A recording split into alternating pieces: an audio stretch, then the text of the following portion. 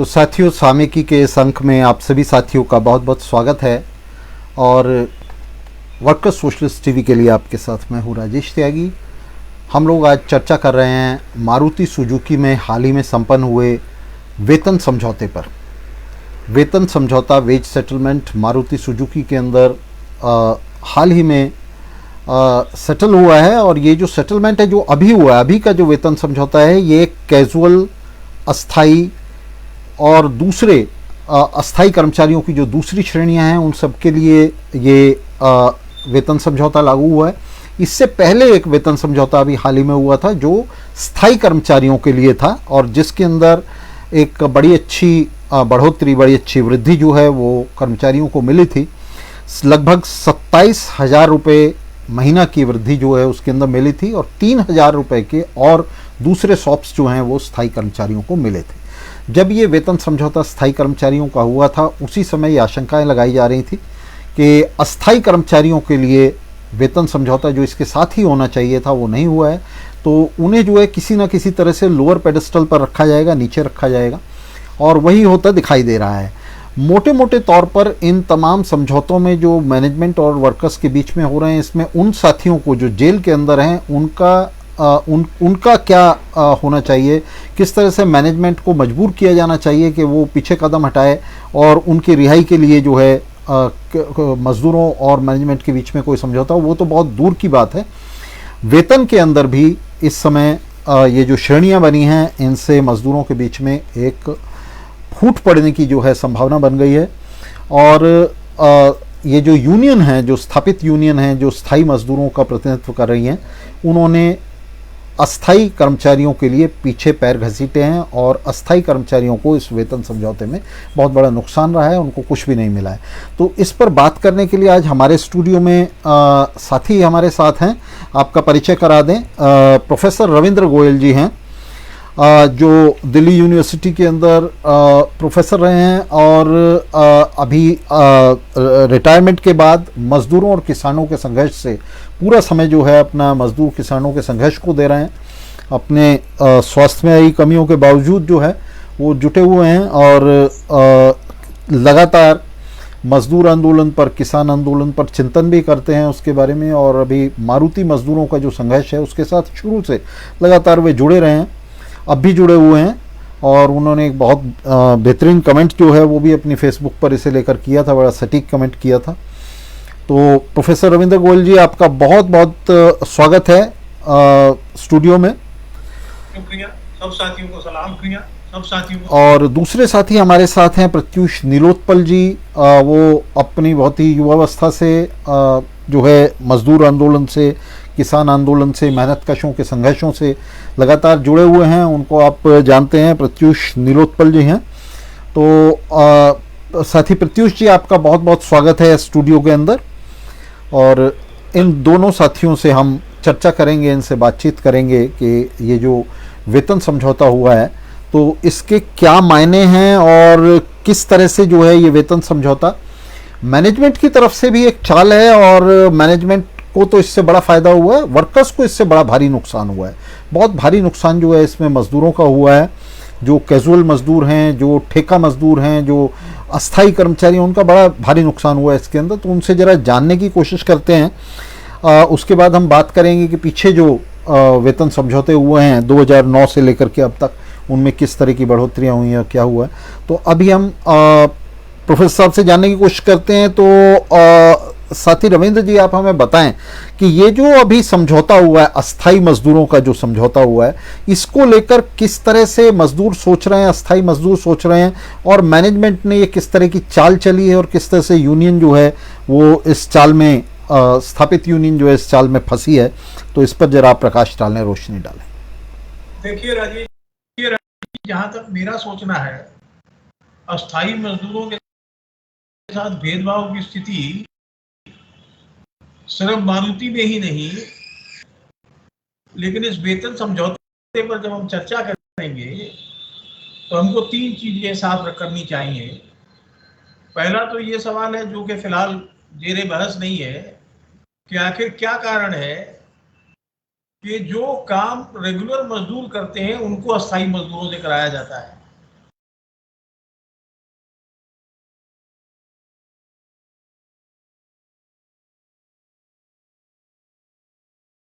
स्थायी मजदूर करते हैं। जैसे उदाहरण के लिए जो अस्थायी मजदूर मारुति में है, उन्हें औसतन 7-8 हज़ार रुपए से लेकर के 17-18 हज़ार रुपए तक मिलता है, जबकि परमानेंट मजदूर को 30 हज़ार रुपए से लेकर के 50-60 हज़ार रुपए तक मिलता है। लेकिन अभी इन बातों को मैं छोड़ देता हूँ। अभी तो सिर्फ ये जो है कि ये वेतन समझौता क्या है और इसका क्या आधार होता है। आमतौर पर जहां भी मजदूर संगठित होते हैं वो समय समय पर मालिक से पिछले जो काम किया है, कंपनी में फायदा होता है, उसकी एक हिस्सेदारी के रूप में वो अपना वेतन का समझौता 3 साल का करते हैं। फिलहाल जो 3 साल का समझौता हुआ है उसके अंदर जैसा आपने बताया कि परमानेंट मजदूर को तो करीबन मोटा मोटी 30 हज़ार रुपए का फायदा हुआ है, जबकि टेम्पररी मजदूर को, विभिन्न किस्म के जो टेम्पररी मजदूर है, चाहे वो कैजुअल हो, चाहे वो टेम्पररी हो, चाहे वो ट्रेनी हो, उनको मात्र 1300 रुपये महीने का इंक्रीज दिया गया है। एक तरफ 30 हज़ार, एक तरफ 1300। जब हम इन दो को देखते हैं तो इसका कोई औचित्य नहीं समझ में आता है। सरकारी अगर गौर से सोचे तो सभी का कंट्रीब्यूशन कंपनी की खुशहाली में बराबर है, और अगर कंट्रीब्यूशन बराबर है तो सबको बराबर बढ़ोतरी होनी चाहिए। लेकिन चलो अगर मान भी लिया जाए बराबर ना भी हो तो बराबर दर से तो बढ़ोतरी होनी चाहिए। औसतन जो है स्थायी मजदूर की तनख्वाह में बढ़ोतरी करीबन, अगर औसत तनख्वाह 50 हज़ार रुपए के आसपास मानी जाए तो 60% के आसपास हुई, और अगर टेम्पररी मजदूर की तनख्वाह जो है हम 15 हज़ार माने तो ये मुश्किल से 7% या 8%। ये भेदभाव जो है निहायत ही निंदनीय है, और ये दूरगामी तौर पर जो स्थायी मजदूर जिन्होंने इस सवाल को ठीक से नहीं लिया है उनके दूरगामी हितों पर भी नुकसान पहुंचाएगा। शुरुआत के लिए मैं इतनी ही बात कहता हूं, बाकी आगे चर्चा चलेगी तो बात कहता हूं।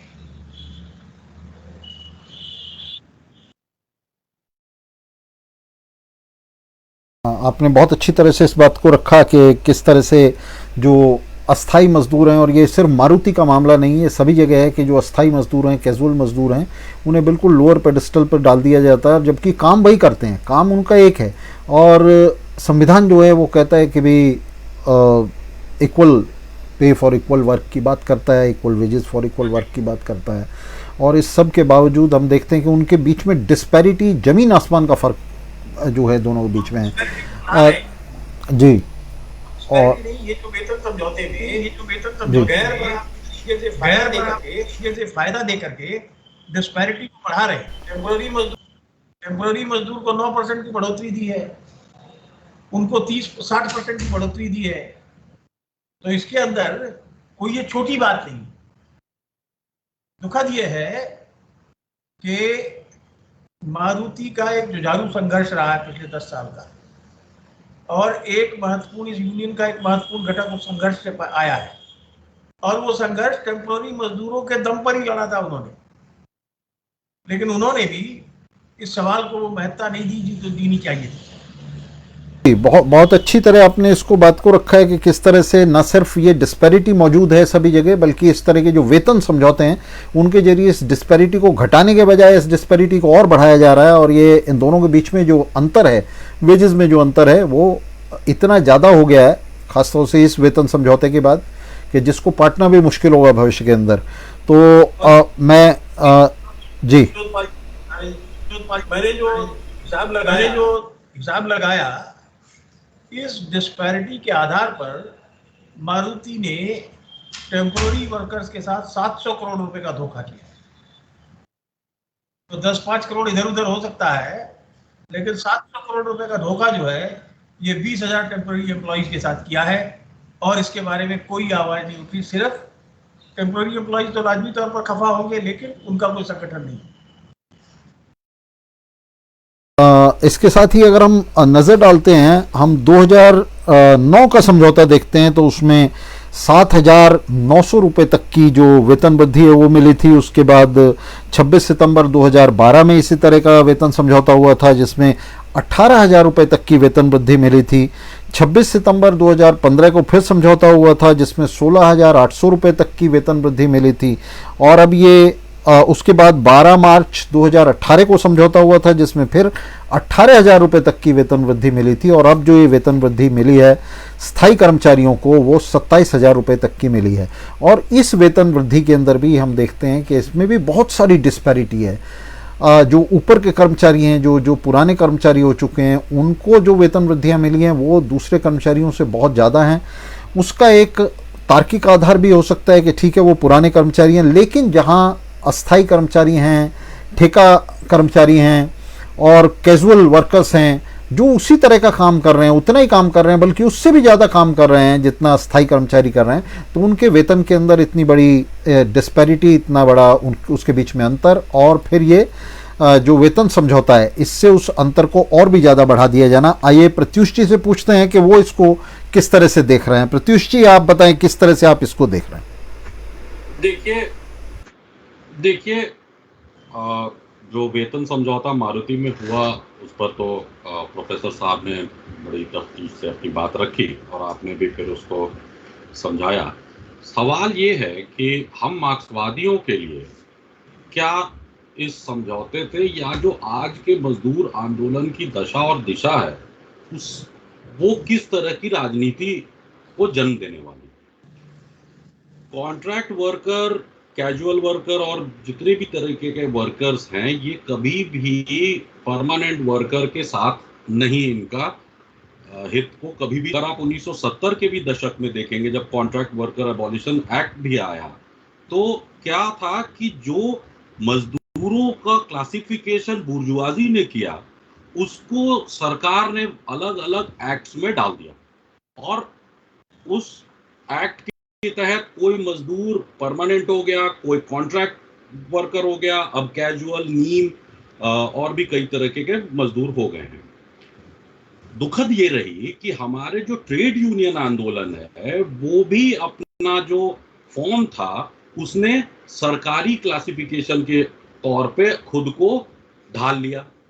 तो पूरे ट्रेड यूनियन आंदोलन में इस देश की त्रासदी है कि पूरा ट्रेड यूनियन आंदोलन कॉन्ट्रैक्ट वर्कर के हितों को छोड़कर केवल परमानेंट वर्कर के हितों पे कॉन्सेंट्रेटेड रहा।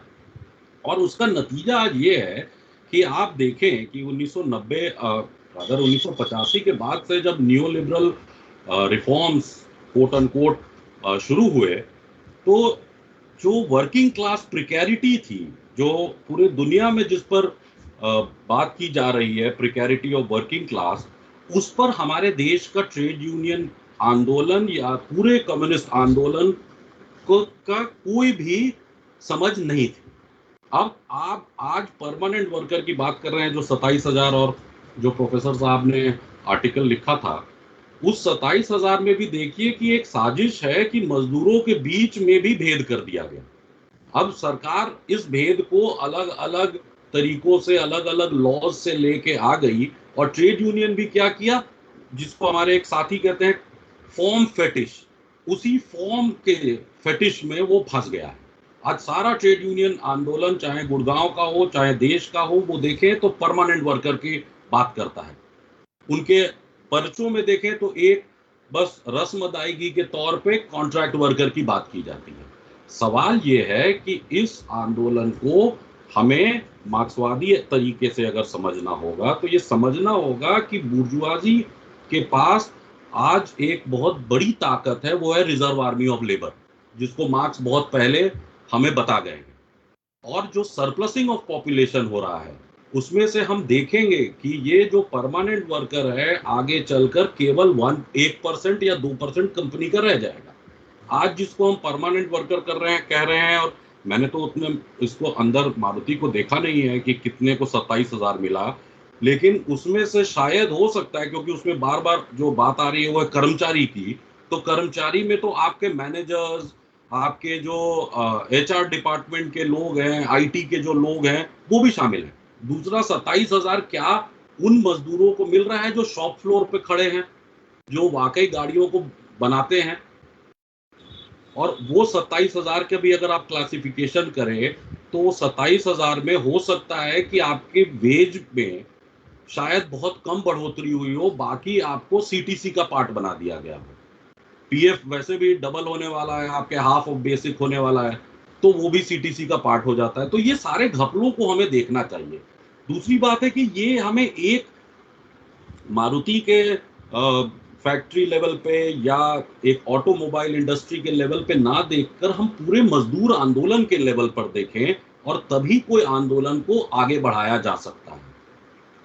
तो मुझे ये लगता है कि ये पूरी जो ट्रेड यूनियन जो एक बार्गेनिंग और निगोशिएटिंग इंस्ट्रूमेंट के रूप में उभर के आई, और हमारे देश में तो शुरू से मैं तो कहूंगा कि 1960-70 के दशक में भी आप देखें तो इनका काम रहा, जिस तरह से बुर्जुआजी चाहता था वर्कर्स को मैनेज करना, तो ये एक फोरम बनी वर्कर्स के मैनेजमेंट की, और उसी का परिणाम हम आज देख रहे हैं कि जब ये बार्गेन करने जाते हैं तो इनके पास केवल परमानेंट वर्कर की बात होती है, और ये भूल जाते हैं। मेरे पास एक कोट लेनिन का है, जब उन्होंने कॉन्ट्रैक्ट वर्कर्स के ही, उस टाइम तो खैर इस लेवल के कॉन्ट्रैक्ट वर्कर नहीं था, उसको फ्लोटिंग वर्कर जो कहते थे, वो कहते थे they are the messenger of radicalism, क्योंकि वो आज यहाँ है कल वहाँ है।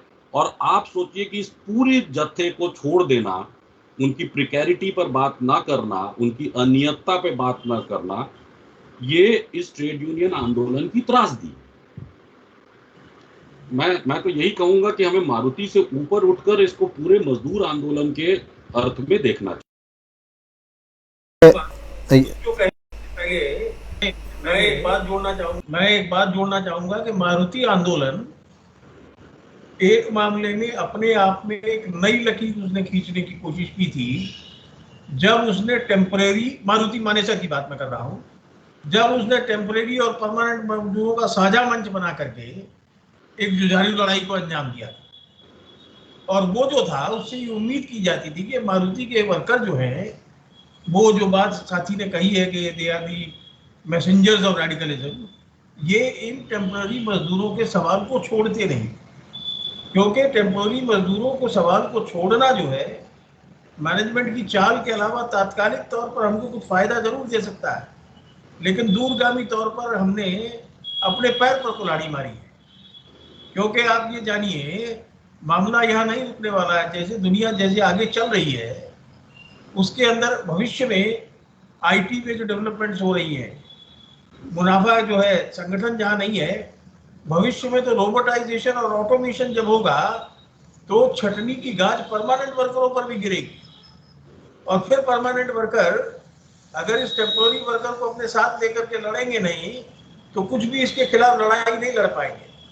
मतलब आज टेम्पोररी वर्करों को छोड़ देने का मतलब है दूरगामी तौर पर अपने आप को टेम्परेरी बनाने का रास्ता मजबूत करना, क्योंकि ये अवश्यंभावी है, टेक्नोलॉजी की गति है, और ये टेक्नोलॉजी अगर जो है लोगों के हक में नहीं की जाएगी, तो इसको रोकने का एक ही तरीका है कि व्यापक जन समुदाय का प्रभाव बने और इसके लिए बड़ी से बड़ी एकता बनाई जाए।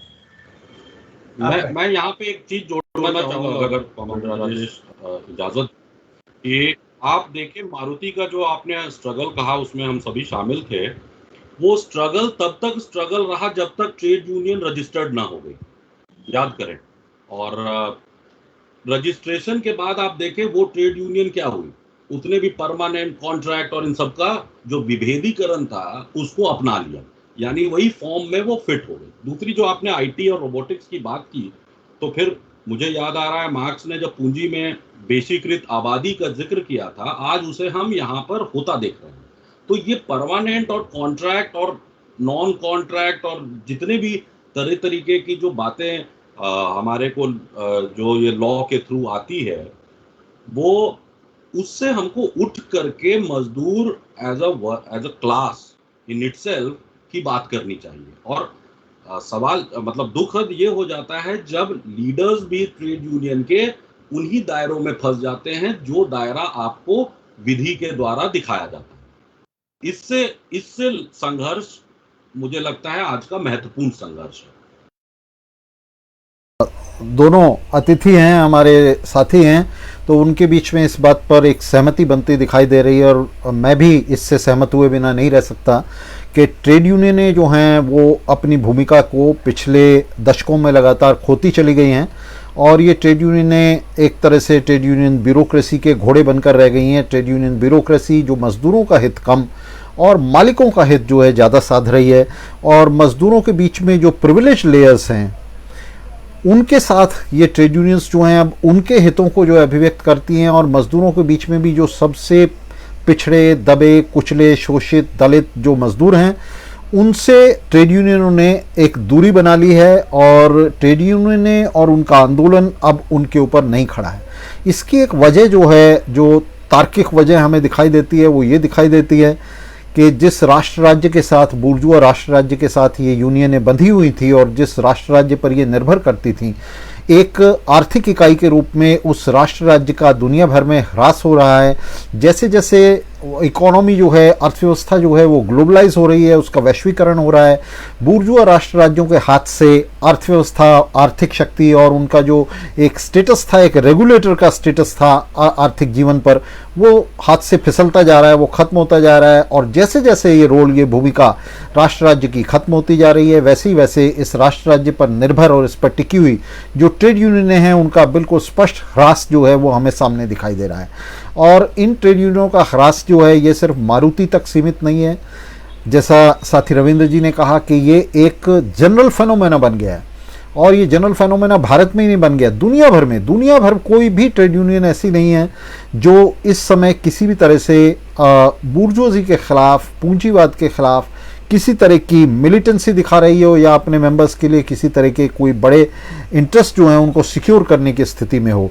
तो बहुत ही अच्छी तरह से दोनों साथियों ने इस बात को रखा है। मैं उनसे ये जानना चाहूँगा, विशेष रूप से साथी रविंद्र जी ने जो कैलकुलेशन दिया, उन्होंने बताया किस तरह से बहुत अच्छा कैलकुलेशन उन्होंने किया कि 700 करोड़ रुपए सालाना की जो है ये मैनेजमेंट ने बचत कर ली है।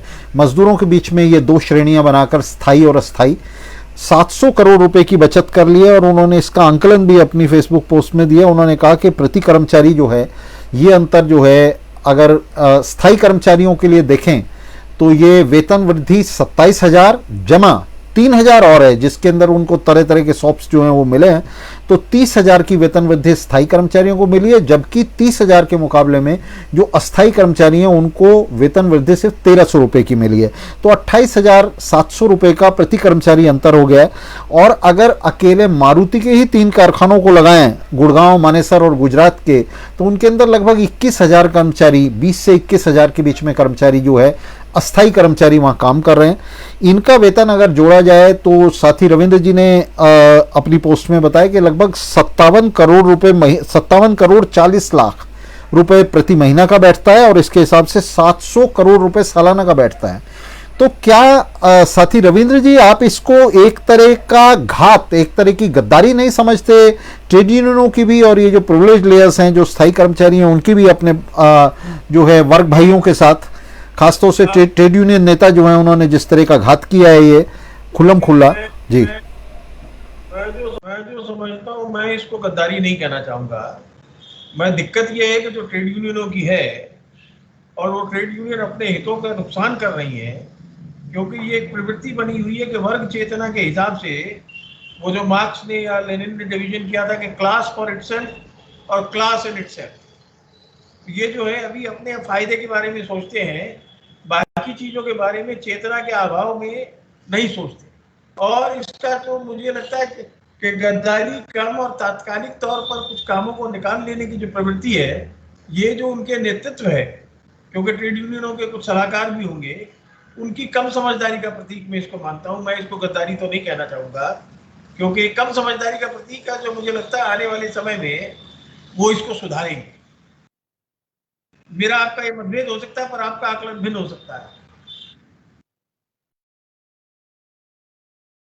तो साथी प्रत्युष, आप इसको कैसे देखते हैं? ये जो, और मैं सिर्फ इसकी बात नहीं कर रहा हूँ, ये जो वेज डिस्पैरिटी है ये तो अपनी जगह पे है, साथ में इन तमाम समझौतों में जो साथी जिनको जेल में बंद किया गया है, और मैनेजमेंट भी जानता है, मजदूर भी जानते हैं कि उनको गलत तरीके से बंद किया गया है, बिल्कुल गलत फैसले हैं, गलत तरीके से मैनेजमेंट ने और पुलिस ने मिलकर उनको फंसाया है, उनके बारे में कोई बात नहीं की जा रही है। ये जो कैजुअल वर्कर्स हैं, प्रत्युष जी, मैं खासतौर से ये जानना चाहूँगा, ये जो अस्थाई मजदूर हैं, इनको स्थायी करने के बारे में, कैजुअल्स को और दूसरे जो टेम्परेरी वर्कर्स हैं, इनको परमानेंट करने के बारे में, इनको स्थायी करने के बारे में कोई प्रावधान नहीं है। तो क्या आप इसको घात के तौर पे नहीं देखते? ये खुला घात नहीं है इन गरीब मजदूरों के साथ? देखिए, मैं भी कॉमरेड गोयल की बात से थोड़े सहमत हूँ कि ये विश्वासघात बोलना थोड़ा सा गलत हो जाएगा।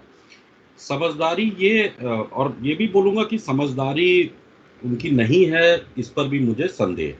सवाल ये है कि उनका जो फॉर्म आज है ट्रेड यूनियन का, उस पर हमें विचार करना चाहिए। ट्रेड यूनियन जो नेगोशिएटिंग इंस्ट्रूमेंट की तरह के तौर पे डेवलप हुआ, और कॉमरेड राजेश आपने भी बताया राज्य राष्ट्र का, उस पर भी हम विचार कर सकते हैं। तो ट्रेड यूनियन, जब आप देखें कल्याणकारी राज्य में उनकी ज़रूरतें क्या थी, वो ज़रूरत थी एज अ मैकेनिज्म कि वो एक तरफ से वर्कर को कंट्रोल करे और दूसरा एक बार्गेनिंग पावर ले वर्कर के बिहाफ पे। आज जब इस दौर में जहां पर पूंजी को पुनरुत्पादन के लिए उतने मजदूरों की आवश्यकता नहीं है जितनी कि आपके उस समय से जब आपके इंफ्रास्ट्रक्चर प्रोजेक्ट्स डेवलप हो रहे थे, चाहे हिंदुस्तान की बात करें चाहे यूरोप की बात करें, और दूसरा आज पूंजी खुद मजदूरों के साथ एक लय बनाने के में अपने आप को सक्षम मानता है।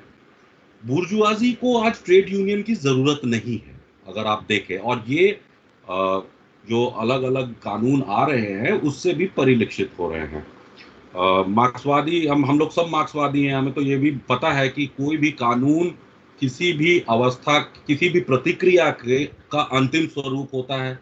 कई ट्रेड यूनियन के नेता ये कह रहे हैं कि 2000 ये जो लेबर कोड आया, इसके बाद मजदूरों पे अत्याचार और शोषण शुरू होगा, जैसे कि इसके पहले तो था नहीं। इन सब बातों पर हमें विचार करना पड़ेगा। सवाल ये है कि क्या ट्रेड यूनियन कॉन्ट्रैक्ट मजदूरों के रिप्रेजेंटेशन के तौर पर इमर्ज कर सकती है? तो इस फॉर्म में नहीं कर सकती। देखिए, उसकी भी लिमिटेशन है। मैंने 1995-98 में एक आर्टिकल लिखा था जिसमें लिखा था कि new economic policy can not be countered by old trade union practices, और मुझे लगता है अब तो न्यू इकोनॉमिक पॉलिसी भी पुरानी हो गई। तो आप देखिए कि आज की पॉलिसी में, जहां एक जमाना था कि आप कई सारे सुप्रीम कोर्ट्स के वर्डिक्ट्स थे जहां पे कॉन्ट्रैक्ट वर्कर परमानेंट किए जाते थे, और एक तरह से उसको खत्म करने के लिए कॉन्ट्रैक्ट वर्कर्स एबॉलिशन एक्ट आया, जहां पे एक ट्रिब्यूनल में आप जा सकते थे। कॉमरेड राजेश को ज्यादा पता होगा इन सब चीजों में एज एक्सपर्ट। अब देखें कि राज्य ने हमेशा ट्रेड यूनियन को एक दायरा दिया, ट्रेड यूनियन उसी दायरे में अपने आप को समाहित करता गया। यहाँ चूंकि वर्ग की राजनीति कभी सामने थी नहीं, एक मजदूर को मजदूर की तरह न देखकर परमानेंट मजदूर, कॉन्ट्रैक्ट मजदूर के रूप में देखना, और परमानेंट मजदूर को पब्लिक सेक्टर हो या किसी बड़ी कंपनी में ऑर्गेनाइज्ड करना कमोबेश ज्यादा आसान होता है rather than कॉन्ट्रैक्ट वर्कर। जो कॉमरेड रविंदर ने मारुति का एग्जांपल दिया, एक शानदार उदाहरण था जहां पर कॉन्ट्रैक्ट, टेम्पररी और परमानेंट तीनों साथ हो गए थे, और वो तब तक साथ रहे जब तक कि ट्रेड यूनियन में, देखिए एक वर्ड दिमाग में आ रहा है, ये दुकानदारी है, ये छोटे छोटे और बड़े ट्रेड यूनियनों की। हालांकि दुकानदारी को आप सिर्फ कॉन्टेक्चुअली लीजिए, मैं उनको with due respect to them, ये दुकानदारी उनको चलानी है। और इस दुकानदारी में आप बताएं कि अगर आप याद करें 1980 में जब मुंबई टेक्सटाइल मिल का स्ट्राइक हुआ था, तो कभी भी कोई बैलेंस शीट नहीं पढ़ा था, बल्कि याद है कि जो ट्रेड यूनियन थी उसने बैलेंस शीट फाड़ के बोली थी कि इतना हमें बोनस दो, दत्ता सामंत वाले यूनियन। आज को यूनियन में उतनी ताकत है कि वो मारुति में जाके बोले कि तुम ये कॉन्ट्रैक्ट वर्कर्स को हमारे से इक्वल ट्रीटमेंट दो। दूसरी बात है कि कॉन्ट्रैक्ट वर्कर्स के बीच में यूनियन ने जो काम किया है उसकी राजनीति भी आप देखें तो उनको केवल अपने रैलियों और भाषणों में शामिल करने के लिए किया। तो आज आप इस जगह पे आ चुके हैं जहां पूंजी और पूंजीपतियों की जो सत्ता है वो 1970 या कल्याणकारी राज्य के समय से चौगनी तिगुनी चौगनी हुई है। वो पूरी राज्य तंत्र को पहले भी संभालता था, आज तो खुल्लम तौर पे संभाल रहा है। और जिसे डेविड हार्वे ने बड़े अच्छे से कहा था कि it is accumulation by dispossession in new liberalism. तो उस दौर में आप पुरानी ट्रेड यूनियन पद्धति से जाएंगे, बार्गेन करेंगे बैठ के, तो आप केवल बार्गेन अपने परमानेंट वर्कर के लिए ही कर सकते हैं। अगर आपको बार्गेन करना होगा आगे से, तो आपको सड़कों पर अब बार्गेनिंग करनी होगी, ना कि नेगोशिएशन टेबल पे। लेकिन ये ट्रेड यूनियनें वो नहीं कर सकती हैं। और सवाल ये भी है कि ये ट्रेड यूनियनें जो दायरा है इनका, वो दायरा जो संविधान ने दिया है वो दायरे में ये काम करती हैं। तो ये इनसे एक्सपेक्ट करना कि ये कॉन्ट्रैक्ट मजदूर या टेम्पररी मजदूर के लिए काम करें। कॉमरेड रविंदर कुछ बोल रहे थे। इसके अंदर एक ही बात जोड़ना चाहता हूं, ये बात सही है कि सिस्टम ने दायरे तय किए हैं जहां पर के मजदूर को वो काम करने देना चाहता है, लेकिन वर्ग चेतन मजदूर इन दायरों में बंधता नहीं है। और आज जो स्थिति बन रही है उसके अंदर इस दायरों में बंधने का मतलब है भविष्य में अपने विनाश की कड़ी वो कर रहा है, क्योंकि आज ये सिर्फ टेम्पररी मजदूरों का मामला नहीं है। जो ये बात उन्होंने कही एक्यूमुलेशन बाय डिस्पोजेशन, छीन करके पूंजीपति बटोरना चाहता है ये गेट ब्रैकेट, आने वाले समय में आज के जो परमानेंट मजदूर हैं वो भी टेम्पररी और कैजुअल बन जाएंगे यदि आज वो टेम्पररी और कैजुअल की सड़क पर लड़ाई नहीं लड़ेंगे। और इसी मैं ये समझता हूँ कि ट्रेड यूनियन के जो अग्रणी साथी हैं, सब तो नहीं होते, हर आदमी अपने फायदे के बारे में सोचता है, वर्ग चेतन लोग ही दूरगामी चीजों को देखते हैं, लेकिन जो उनको इस बात को सोचना चाहिए। एक छोटे से उदाहरण से बात स्पष्ट करूंगा कि मारुति में विरासत होने की वजह से ही सही, नाम मात्र के लिए ही सही, कुछ तो टेम्पररी मजदूर को बढ़ोतरी मिली, लेकिन अभी किसी ने बताया कि एस्कॉर्ट्स के अंदर जो वेतन समझौता हुआ है उसके अंदर परमानेंट को तो 15,000 की बढ़ोतरी दी है, टेम्पररी को 1 पैसे की बढ़ोतरी मिलेगी। तो सवाल ये है कि जो एक नए किस्म के ट्रेड यूनियन आंदोलन की जो बात है, जो साथी कह रहे हैं, उसकी जरूरत है। एक शेर मुझे याद आ रहा है, अगर आप इजाजत दे तो, कि नई तरकीब लाजिम है नई तामीर की खातिर। तामीर का मतलब होता है इलाज। नई तरकीब लाजिम है नई तामीर की खातिर, हुआ क्या तू अगर कुछ गिरती दीवारों को थामाया। तो वर्तमान के जो ट्रेड यूनियन है ये गिरती दीवारों को रोकने की कोशिश कर रहे हैं, लेकिन ये ज्यादा दिन चल नहीं पाएगा, इतना मेरा विश्वास है। तो देखिए आगे क्या। साथी रविंदर जी हमें बता रहे थे और ये आशा व्यक्त कर रहे थे कि एक नए किस्म का जो ट्रेड यूनियन आंदोलन है उसकी संभावना हो सकती है।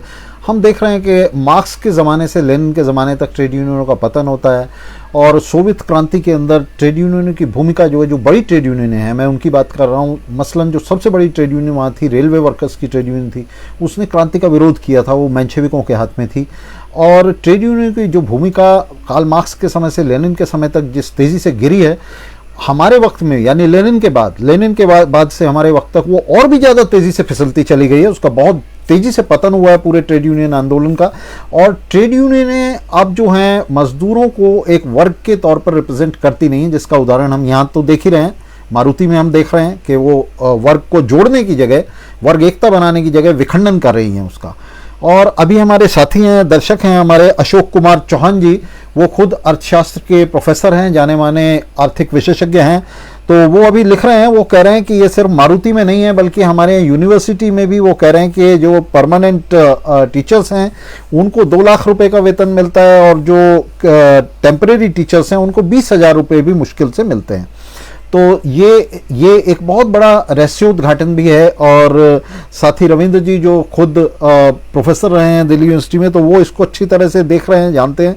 सभी यूनिवर्सिटीज़ में ये हालत है, सभी जगह ये हालत है कि परमानेंट वर्कर्स के अपेक्षा जो है, जो टेम्परेरी वर्कर्स हैं, वो चाहे टीचर्स हैं, चाहे यूनिवर्सिटी टीचर्स हैं या स्कूल टीचर्स हैं, उनकी बहुत ही ख़राब हालत है। और वास्तव में अब जो मजदूर वर्ग है, जो जो दबा कुचला शोषित मजदूर वर्ग है, वो ये हिस्सा है उसका जिसको ज़्यादा से ज़्यादा तादाद में जो है उसका प्रोपोर्शन भी बढ़ता जा रहा है, उसकी सहती, उसकी रेशो बढ़ती जा रही है इनके बीच में। और अभी जो नया लेबर कोड आ रहा है, जिस पर मैं दोनों साथियों की राय चाहूँगा, अभी जो नया लेबर कोड आ रहा है 44 कानूनों को ख़त्म करके ये 4 कानूनों पर आधारित जो लेबर कोड बना रहे हैं, तो उसके अंदर ये जो परमानेंट वर्कर्स के अधिकार हैं या परमानेंट रखने की जो जिम्मेदारी है, इसको पूरी तरह से ख़त्म किया जा रहा है। और उसके अंदर मालिकों को खुली छूट दी जा रही है कि वे ठेका मजदूरों को ठेके पर रख सकते हैं, अस्थाई मजदूरों को रख सकते हैं, हायर एंड फायर को पूरी तरह से उसमें हाथ खोल दिए गए मैनेजमेंट के।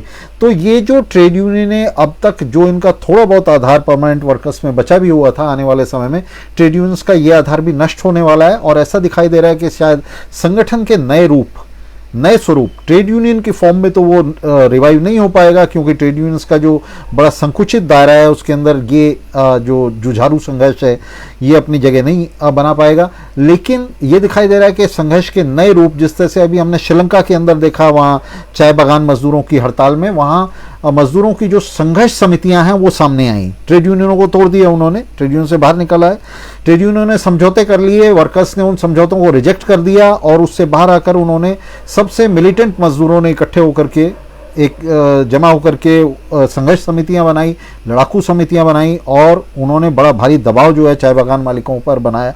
तो ये एक नए तरह की जो लड़ाकू नीति है वो सामने आ रही है। रूसी क्रांति में भी हमने देखा था किस तरह से जो शॉप कमिटीज़ हैं, उसके बाद सोवियत्स हैं, वो सामने आई थी, जिनका और कहीं ज़्यादा व्यापक आधार था ट्रेड यूनियन से। और जिस समय ट्रेड यूनियन सोवियत सत्ता का विरोध कर रही थी तो ये जो है सोवियत सत्ता के पक्ष में आकर के खड़े हुए थे। तो उसी तरह से हम यहाँ देख रहे हैं कि नए संगठन के स्वरूप जो हैं इस तरह से आ सकते हैं। तो इस पर साथी प्रत्युष आप कैसे देखते हैं इसको, किस तरह की संभावनाएं आने वाले समय में ट्रेड यूनियनों के पतन के साथ जुड़ी हुई हैं? मतलब इस पर मुझे लगता है हमें कोई दुख मनाने की जरूरत नहीं है, बल्कि एक नए विस्टास को भी खोलेगा, नए तरह के रास्तों को खोलेगा, नए तरह के संगठन और ज़्यादा जुझारू आंदोलन मजदूरों के आएंगे।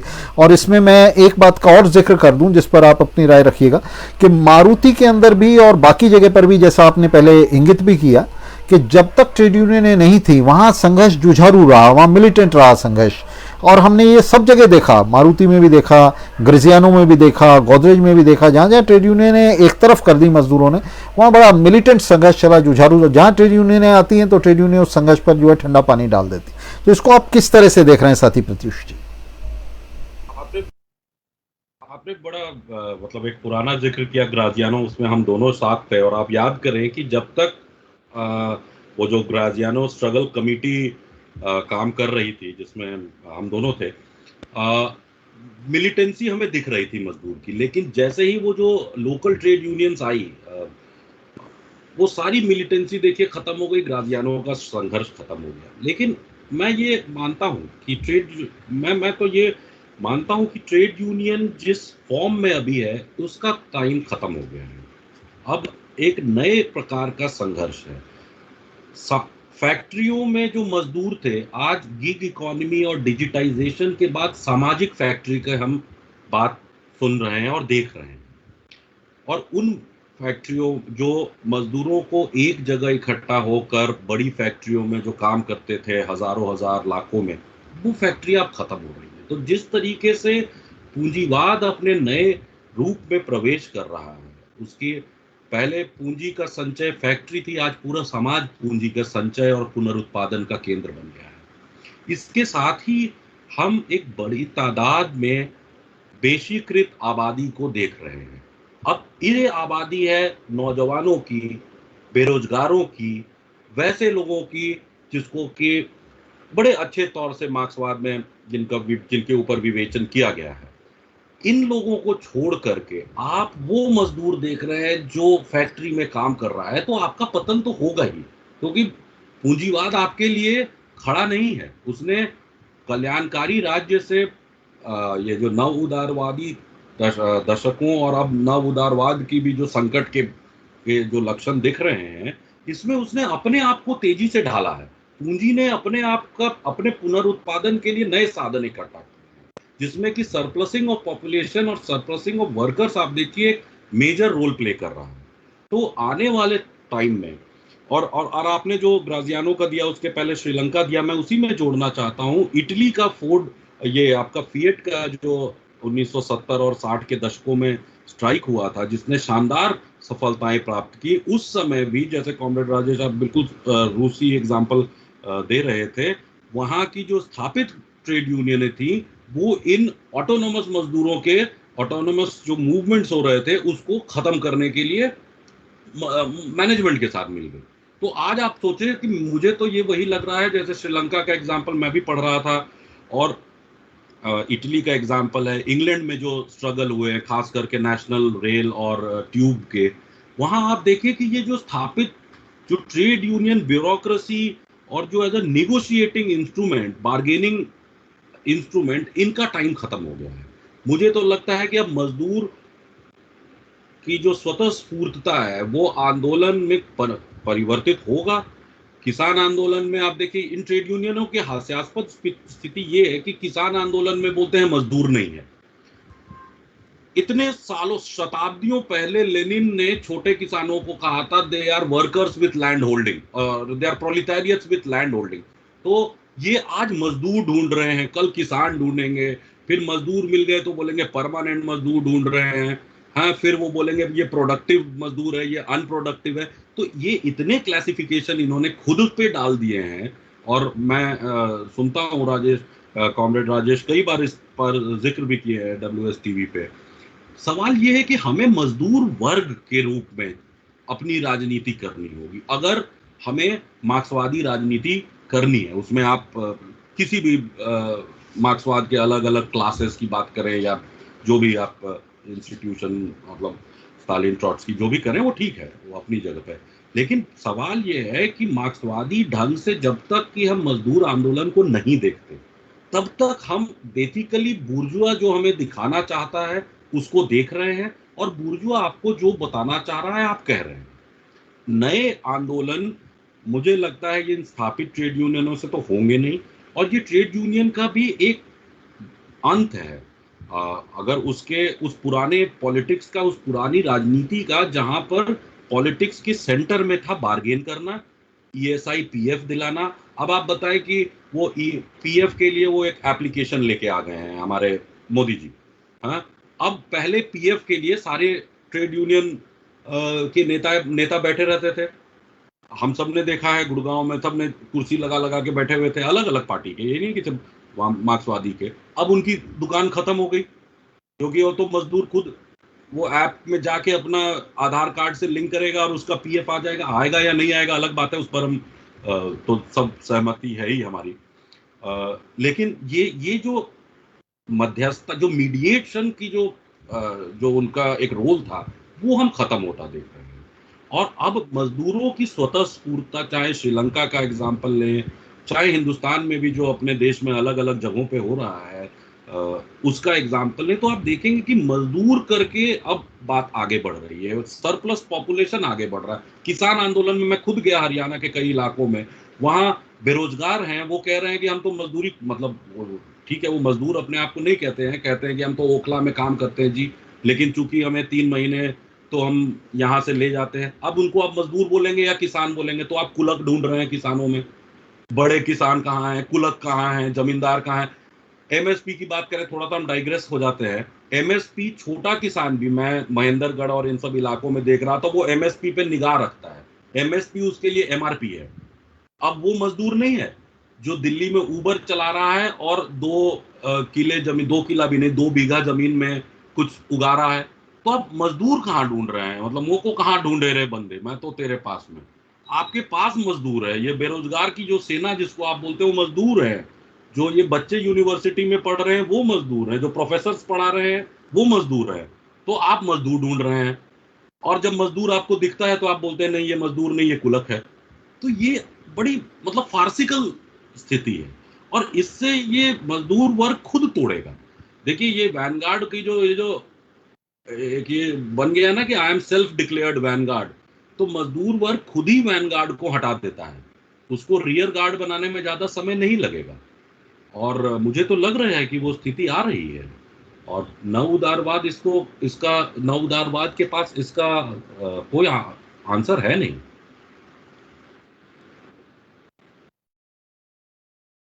साथी प्रत्युष जी जो बोल रहे हैं उन्हीं की बात को आगे बढ़ाते हुए मैं इसमें जोड़ना चाहूँगा, एक तथ्य जोड़ना चाहूँगा। अभी इसी हफ्ते जो है ऑस्ट्रेलिया में एक बड़ा प्रदर्शन हुआ कंस्ट्रक्शन वर्कर्स का। हुआ ये था, मामला ये हुआ था वहाँ कि कंस्ट्रक्शन वर्कर्स के लिए सरकार ने एक शर्त लगा दी कि वो कम से कम एक वैक्सीन जो है वो लेकर के तभी जा सकेंगे कंस्ट्रक्शन साइट्स के ऊपर।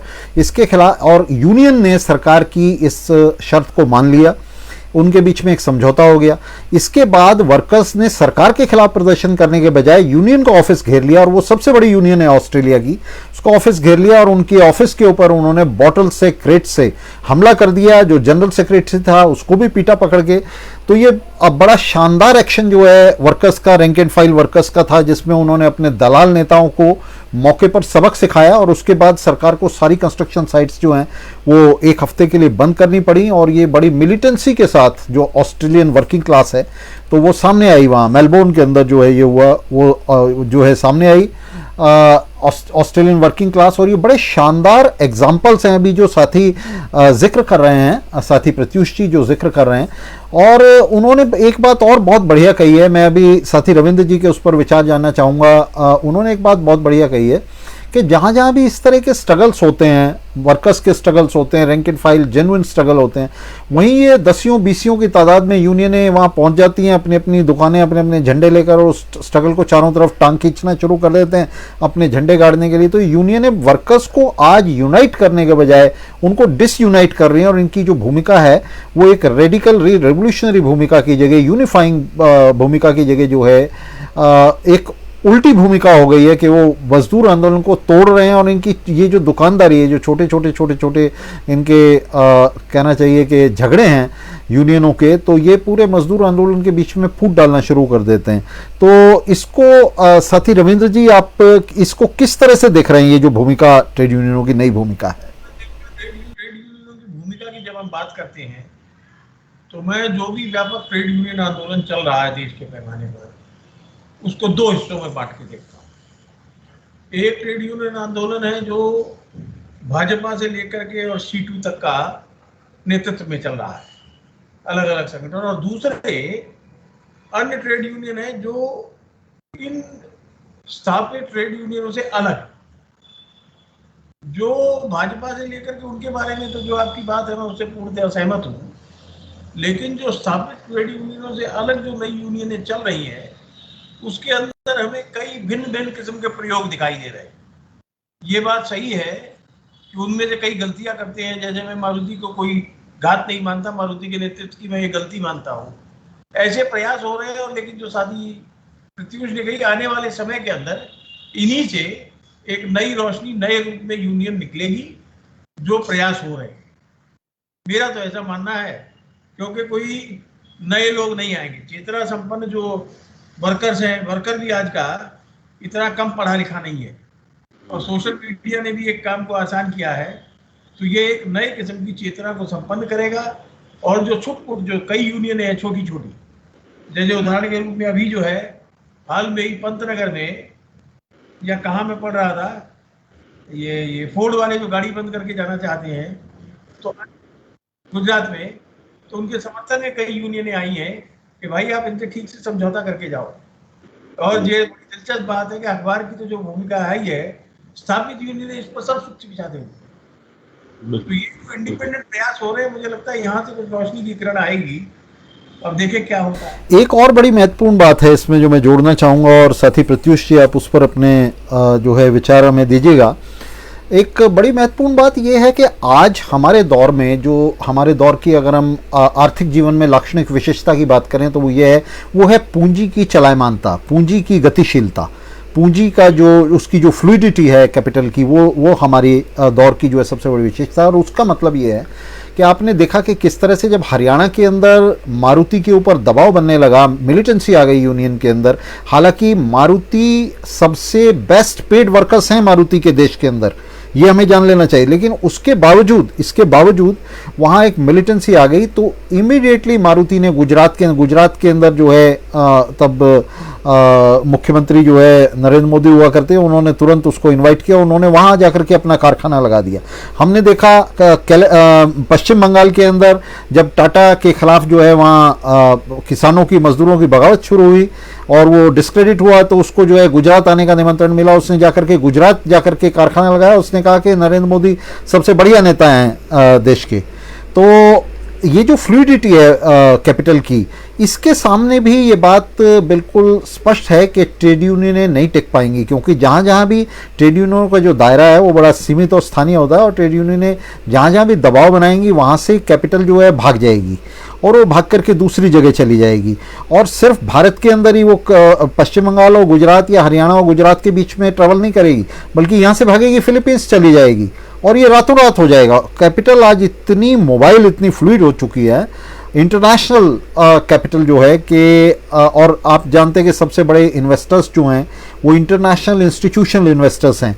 तो कैपिटल की ये जो फ्लूइडिटी है, इसने एक तरह से ट्रेड यूनियन आंदोलन के पैरों के नीचे से ज़मीन खिसका दी है, और इसलिए आंदोलन की जो नई फॉर्म्स हैं, उसके जो नए स्वरूप हैं, उनकी ज़रूरत है, जिसमें वर्कर्स ट्रेड यूनियंस के आर पार एक वर्ग के तौर पर संगठित हों। जिसका मतलब है कि अगर भारत से फिलीपींस भागने की कोशिश करे तो फिलीपींस में उसको जो है पहले ही वहाँ जलती हुई ज़मीन जो है वो मिले, वहाँ वर्कर्स जो हैं वो उसी तरह वहाँ उसका स्वागत करने के लिए तैयार बैठे हों। वो तो वो ये ना हो कि पश्चिम बंगाल से भागे और गुजरात को उसकी आश्रय स्थली, उसकी शरण स्थली ना बनने दें।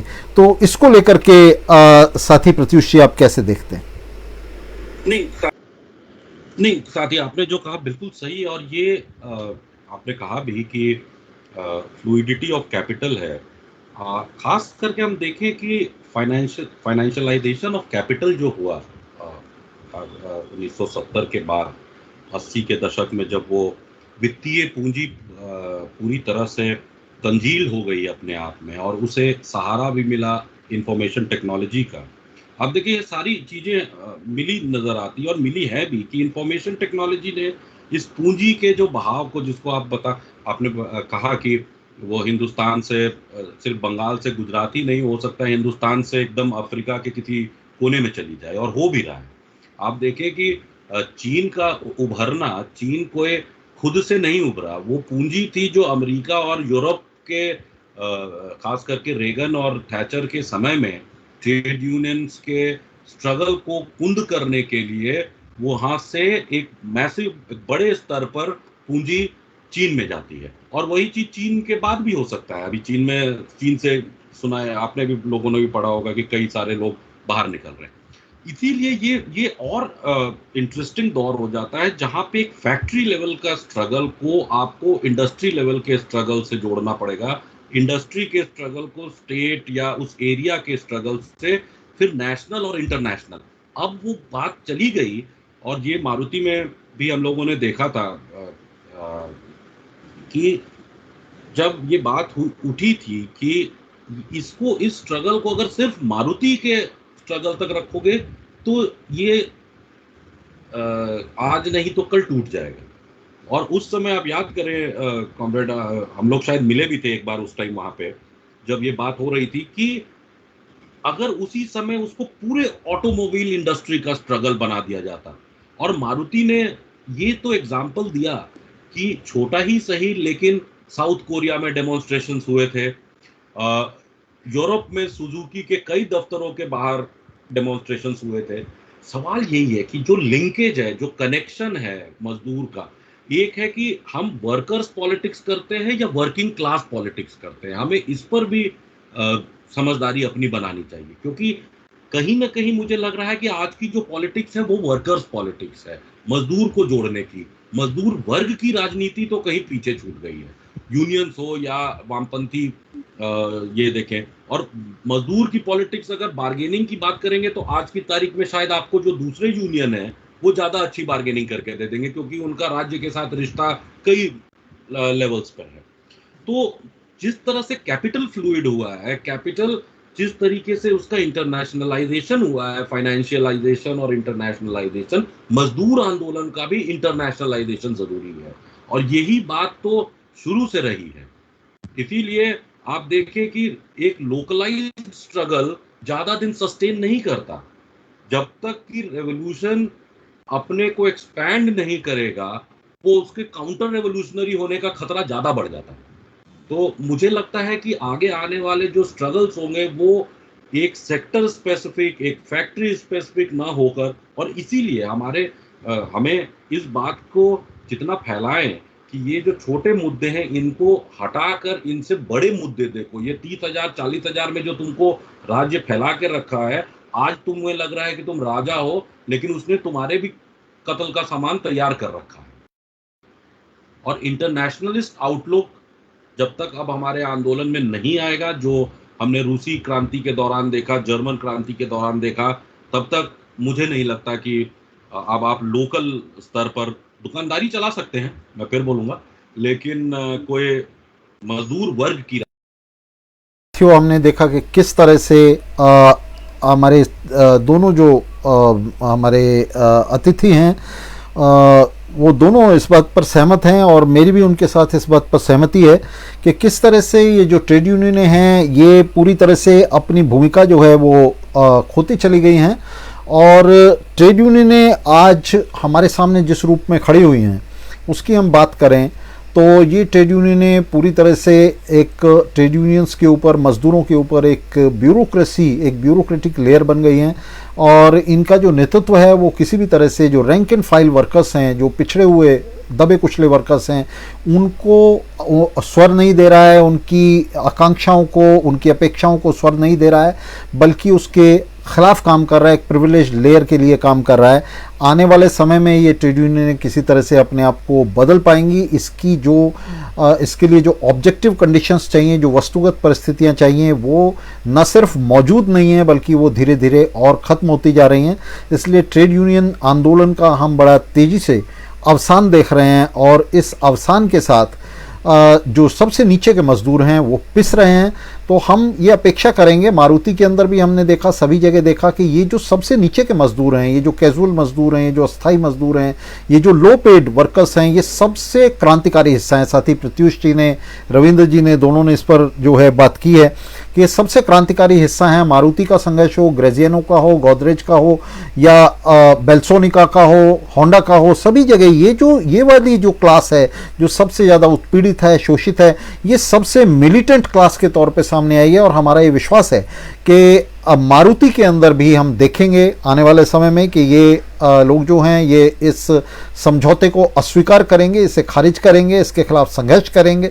और इनके संघर्ष में जो बाकी मजदूर हैं वो भी ट्रेड यूनियन नेताओं के सिर के ऊपर से कार्रवाई करते हुए, उनकी तरफ पीठ फेरते हुए उस संघर्ष का समर्थन करेंगे। और ये ट्रेड यूनियनें जिस तरह का विभेदीकरण कर रही हैं मजदूरों के बीच में, बजाय उन्हें जोड़ने के, बजाय उन्हें वर्ग के तौर पर संगठित करने के, वर्ग के तौर पर उन्हें विखंडित कर रही हैं। तो इस टेंडेंसी के खिलाफ भी लड़ने के लिए वर्कर्स इन ट्रेड यूनियंस के खिलाफ सामने आएंगे, और सामने आकर वे इसी तरह की लड़ाकू समितियों का निर्माण करके, लड़ाकू कमेटियों का निर्माण करके संघर्ष को जो है, जो सबसे दबे कुचले वर्कर्स हैं, मजदूर हैं, वो अपने हाथ में लेंगे। तो भविष्य में इस शुभाकांक्षा के साथ मजदूर आंदोलन की इस जी साथी रविंद्र जी कुछ जोड़ना चाह रहे हैं इसमें? जी, मजदूर आंदोलन के सारे के सारे को एक रंग में जो पेंट करने की मुझे लगा कि आपकी बात से ध्वनि आ रही है वो सही नहीं है। मजदूर आंदोलन आज विभिन्न स्तरों पर अलग अलग एक्सपेरिमेंट कर रहा है, और दुनिया के अंदर कितना ही बदलाव हो रहा है, मजदूर आंदोलन सार्थक रहेगा ऐसा मेरा मानना है, और आने वाले समय में दिशा देगा। हमारा बहुत ज्यादा मतभेद नहीं है, लेकिन एक छोटा फर्क है, उसको मैं इंगित कर देना चाहता हूँ, ताकि क्या रूप लेगा अभी ये कहना मुश्किल है। कल तक जहाँ कोई संघर्ष नहीं हो रहा था, संघर्ष थोड़े पैदा हो रहे हैं, खास करके 90 का बाद का दौर तो हमने देखा ही है। इसलिए यूजुअली ये इतना बुरा नहीं है जितना आपकी बात से लगता है। रविंद्र जी बात रख रहे थे और मैं उनसे सहमत हूं कि मजदूर आंदोलन से हमें बड़ी अपेक्षाएं रखनी चाहिए, हो सकती हैं, और निश्चित रूप से ये जो सर्वशक्तिमान ताकत है ये अपने वर्गीय रूप में जो है सामने आएगी, और क्रांतिकारिता जो है उसको लेकर के ये सामने आएगी क्रांतिकारी तेवर के साथ। दरअसल मैं मजदूर आंदोलन की नहीं, मैं सिर्फ ट्रेड यूनियन आंदोलन की बात कर रहा था। मैं कह रहा था कि ट्रेड यूनियंस का अवसान हो, लेकिन ट्रेड यूनियंस का अवसान, मैं सहमत हूँ रविंद्र जी से कि वो मजदूर आंदोलन का अवसान नहीं हो सकता। मजदूर आंदोलन ट्रेड यूनियन से बाहर बहुत कुछ है। तो साथियों, बहुत अच्छी तरह से दोनों साथियों ने आज इस पर बात रखी और मुझे लगता है इसके सारे पक्ष जो हैं बहुत ही बेहतर तरीके से हमारे दोनों अतिथियों ने उस पर बात रखी और वो सामने आए। तो आप दोनों साथियों का जो है बहुत बहुत धन्यवाद इस चर्चा में शामिल होने के लिए, मेरी तरफ से और वर्कर्स सोशलिस्ट टीवी के सभी दर्शकों की तरफ से आप दोनों साथियों को बहुत बहुत धन्यवाद, और इसके साथ सभी दर्शकों का भी बहुत बहुत धन्यवाद इसको अटेंड करने के लिए। तो हम इस तरह के कार्यक्रम जो है वो लगातार लेते रहेंगे और इसके साथ सामने आते रहेंगे। साथियों बहुत धन्यवाद, लाल सलाम, शुक्रिया।